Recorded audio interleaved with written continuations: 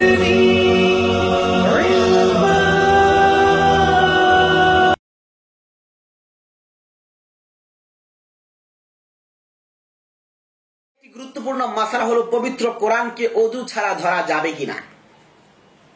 স্বাভাবিকভাবেই আমাদের বাংলাদেশ সহ সমস্ত বিশ্বের মুসলমানরা পবিত্র কোরআনকে শ্রদ্ধা করে থাকেন এবং কোরআনে কারীমকে ওযু ছাড়া স্পর্শ করা এটি আমাদের কাছে একটি অসম্ভব বিষয় মনে হয়।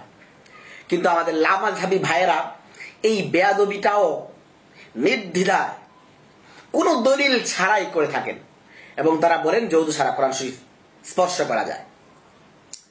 এই বিষয়ে ডক্টর সাইফুল্লাহ, ডক্টর জাকির নায়েক এবং শায়েখ আকরামুজ্জামান বিন আব্দুস সালামের একটি ভিডিও ক্লিপ देखिए। कुरान मजीद को जो लोग नजीस है वो हाथ नहीं लगा सकते और कुरान शरीफ की एक आयत कोट करते, कुरान मजीद की एक आयत का हवाला देते हैं सूरह वाक़िया सूरा नंबर 56 चैप्टर 56 आयत नंबर 77 टू 82 जिसमें लिखा हुआ है कि ये वो कुरान है जो अल्लाह सुब्हानहू व तआला ने नाजिल किया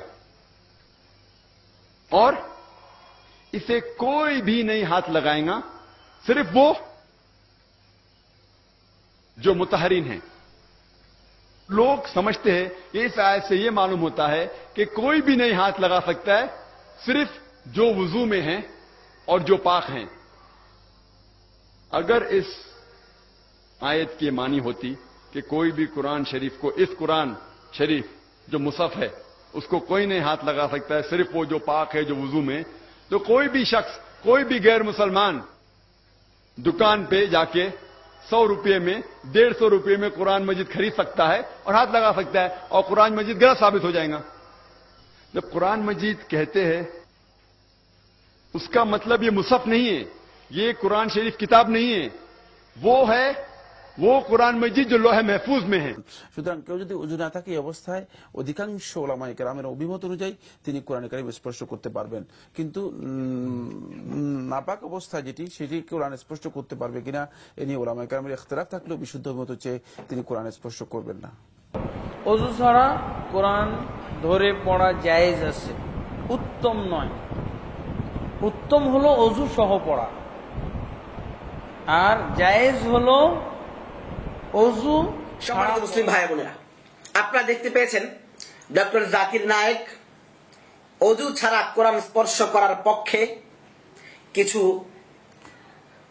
নিজের পক্ষ থেকে কিছু বানোয়াট যুক্তি পেশ করেছেন, আর ডক্টর সাইফুল্লাহ এবং আকরামুজ্জামান সাহেব কোন দলিল ছাড়াই বলে দিলেন যে ওযু ছাড়া পবিত্র কোরআনকে ধরা যায়।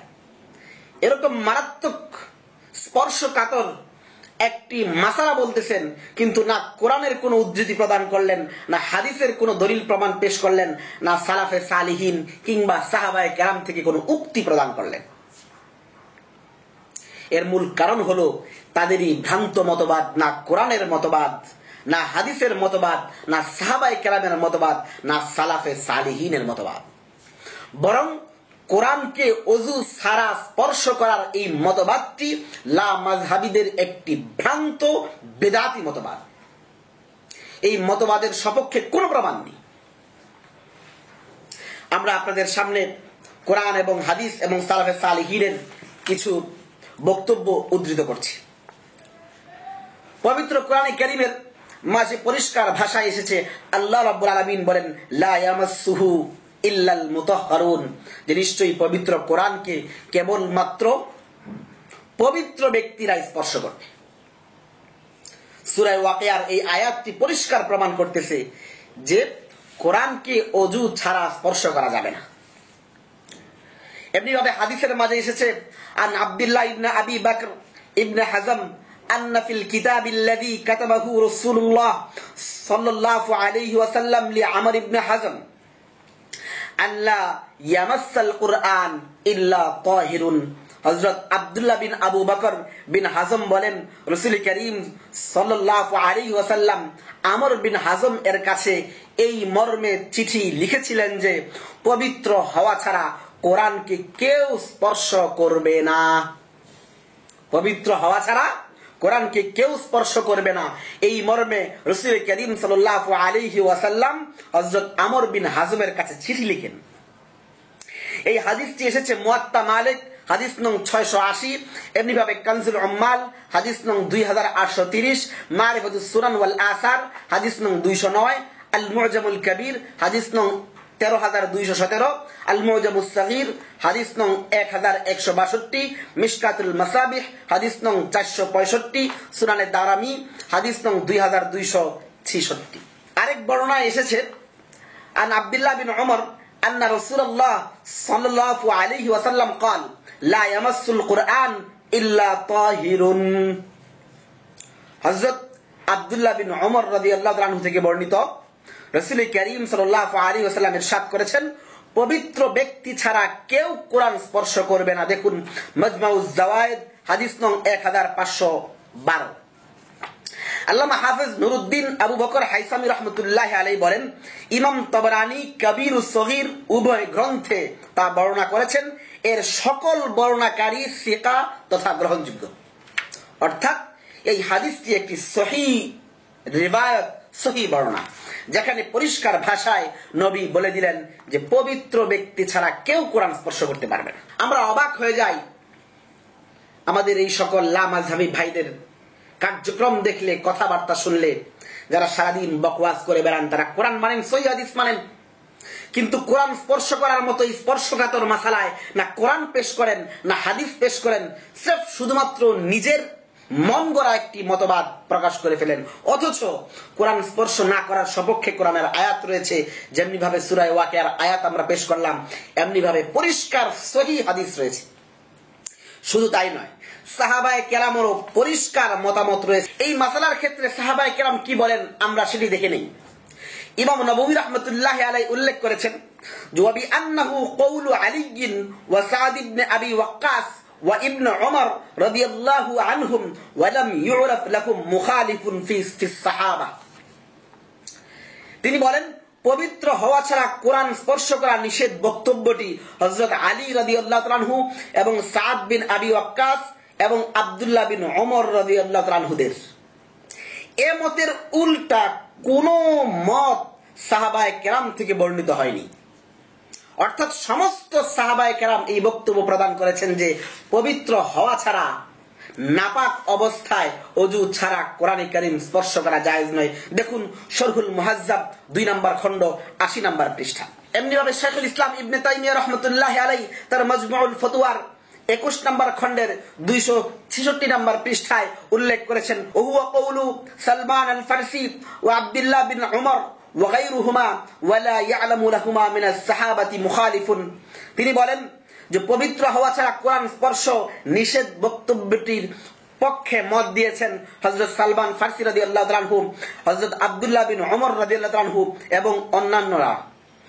কোন সাহাবী থেকে এর বিপরীত কোন বক্তব্য বর্ণিত হয়নি। দেখুন মাজমুউল ফতোয়া 21 নম্বর খণ্ড 266 নম্বর পৃষ্ঠা। সবচেয়ে মজার বিষয় হচ্ছে এই যে আমাদের ওই সকল ভাইয়েরা এই কথা প্রচার করে থাকেন যে তারা হচ্ছে সালাফি, অর্থাৎ পূর্ববর্তী সালাফে সালিহিনকে তারা অনুসরণ করে থাকেন। কিন্তু আমরা বড়ই আশ্চর্যের সাথে লক্ষ্য করেছি যে তারা যে সমস্ত মাসালায় আহলে হক উলামায়ে কেরামের সাথে আহলুস সুন্নাহ ওয়াল জামাতের সাথে তারা মতভেদ করে থাকেন, সেই সমস্ত মাসালায় তারা না কোরআনকে মানেন, না হাদিসকে মানেন, না সালাফকে মানেন। যেমন এই মাসালায় তারা সালাফে সালিহিন থেকে কোনো প্রমাণ পেশ করতে পারেননি, অথচ সালাফে সালিহিন সম্পূর্ণ এর উল্টা আমল করেছেন।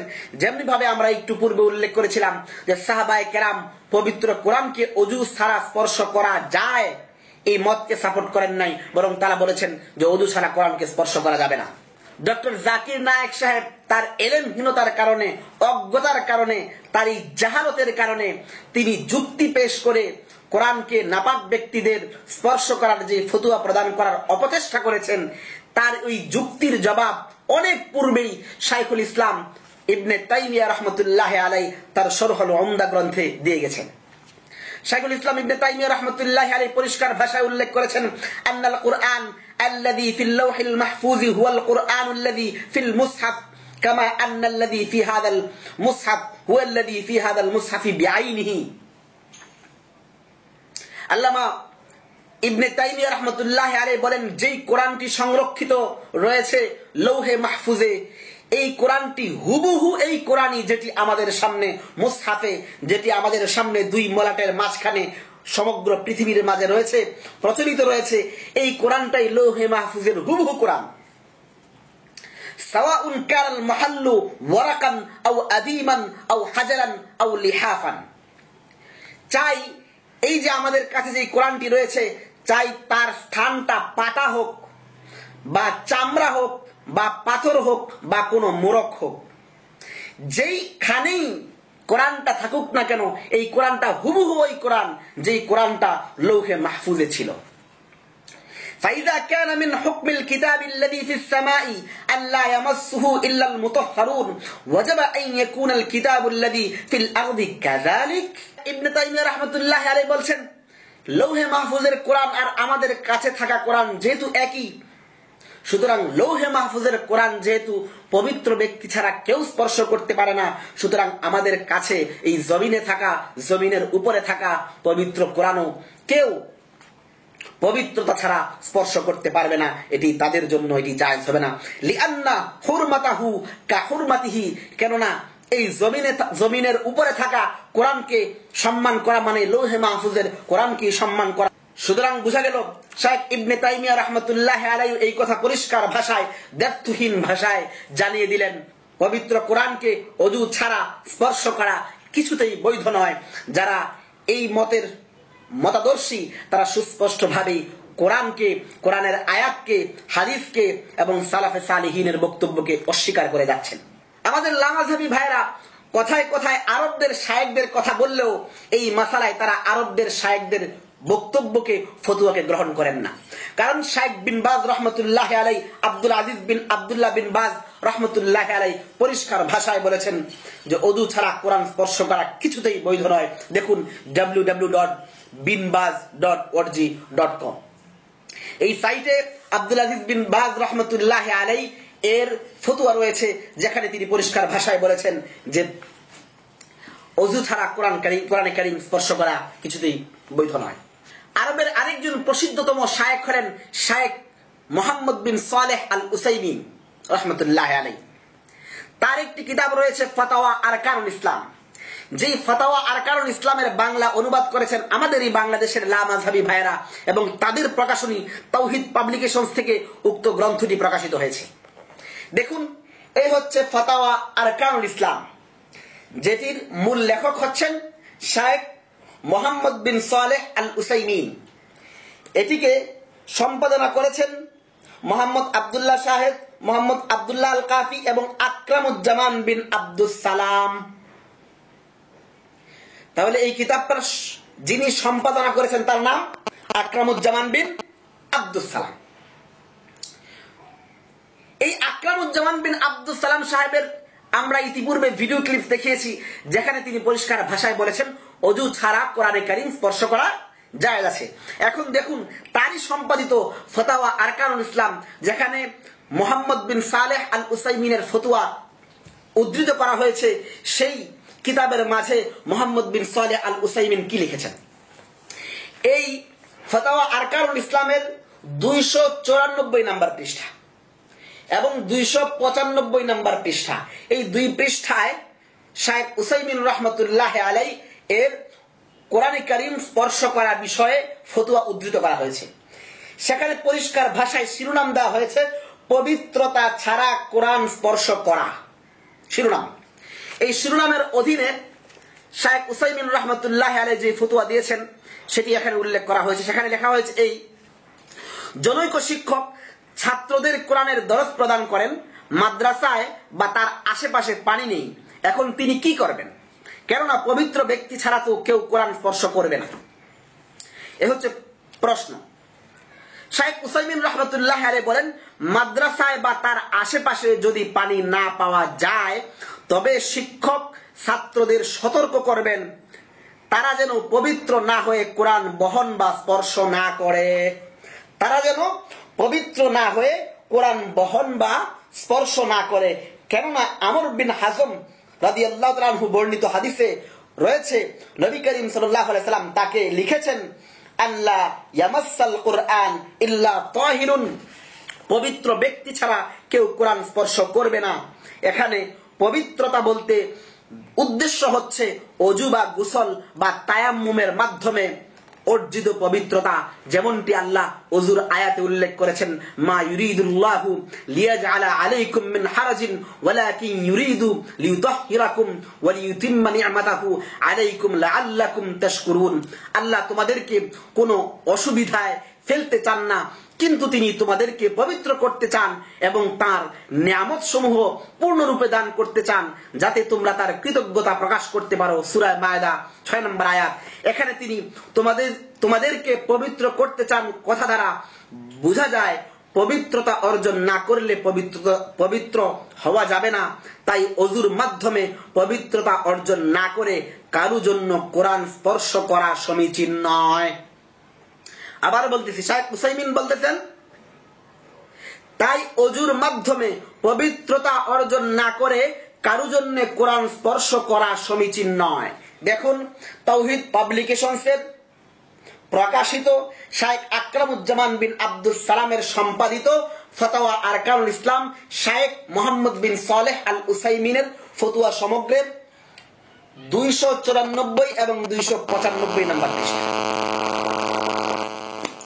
এর মাধ্যমে পরিষ্কার হয়ে গেল যে আরবের শায়েখরাও এই ফতোয়া প্রদান করেন যে ওযু ছাড়া কোরআনে কারীম স্পর্শ করা কোনোভাবেই জায়েজ নয়।